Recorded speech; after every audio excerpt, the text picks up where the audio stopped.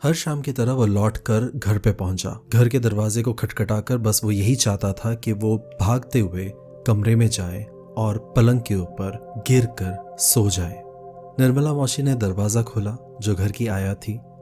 वो थका हारा, दिल में दर्द और आंखों में आंसुओं के साथ भागने लगा। सीढ़ियां चढ़कर थप थप थप थप वो अपने कमरे के दरवाजे को खोलकर पलंग के ऊपर बैग को फेंक कर पलंग के बाजू में एक छोटा सा जगह था कोने में, वहां जाके छुप गया।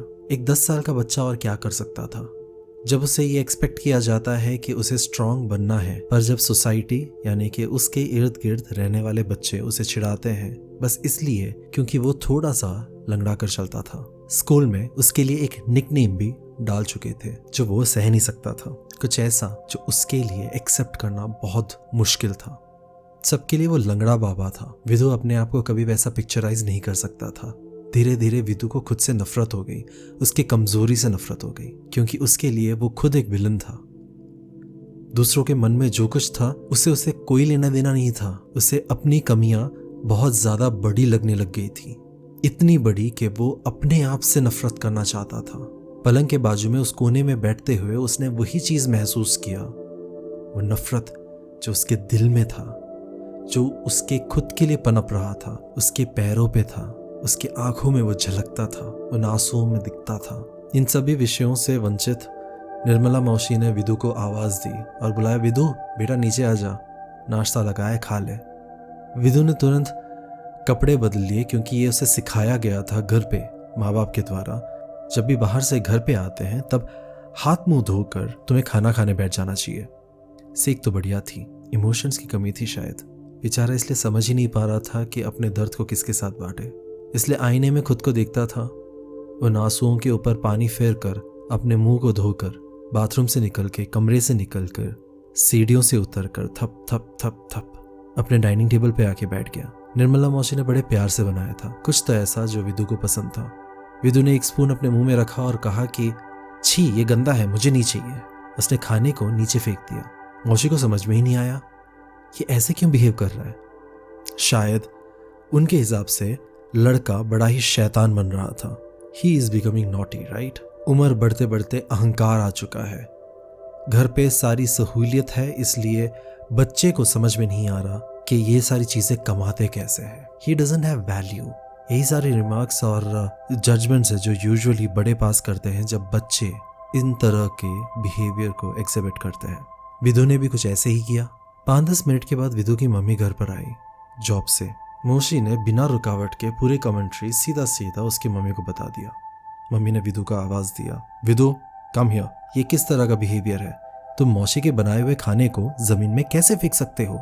क्या तुम्हें इतना भी नहीं पता कि ये खाना कमाने के लिए कितना पापड़ बेलना पड़ता है, कितना कुछ मेहनत करना पड़ता है?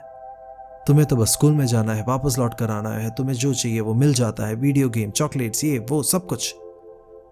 विदु के आंखों में फिर से आंसू आ गए, और हर माँ की तरह जब माँ एक बच्चे की आंखों में आंसू देखती है वो पिघल जाती है। उसने विदु को बुलाया, बेटा क्या हुआ? क्योंकि ये आंसू कुछ अलग थे, उसकी डांट की वजह से नहीं था, कुछ तो और जो उसकी माँ भी समझ रही थी पर पहचान नहीं पा रही थी। विदु का सवाल पूछा, विदु क्या हुआ, सब ठीक है ना? विदु ने जवाब दिया, नहीं माँ, कुछ ठीक नहीं है, सब कुछ खराब चल रहा है। आप कहते हो कि स्कूल में जाओ, मुझे स्कूल में जाने का मन ही नहीं करता। माँ ने पूछा, क्या किसी टीचर ने आपसे कुछ कहा? किसी ने डांट दिया? हुआ क्या है मुझे बताओ। विदु माँ के बाजू में बैठा हुआ था। उसने अपने गर्दन को मोड़ा और माँ की ओर देखा।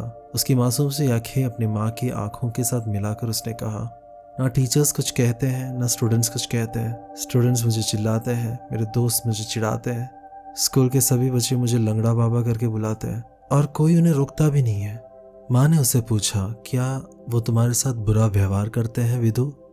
विदु ने कहा, हाँ माँ, मुझे बहुत बुरा लगता है। माँ ने उससे पूछा, तुमने निर्मला मौसी के साथ अभी क्या किया विदु? विदु 10 साल का बच्चा था, उसके लिए समझना शायद मुश्किल हो, पर माँ का ये सवाल सुनकर विदु के चेहरे का रंग बदल गया। अब तक जो खुद को विक्टिम समझ रहा था उसे समझ में आया कहीं ना कहीं पर उसने भी गुनाह किया है।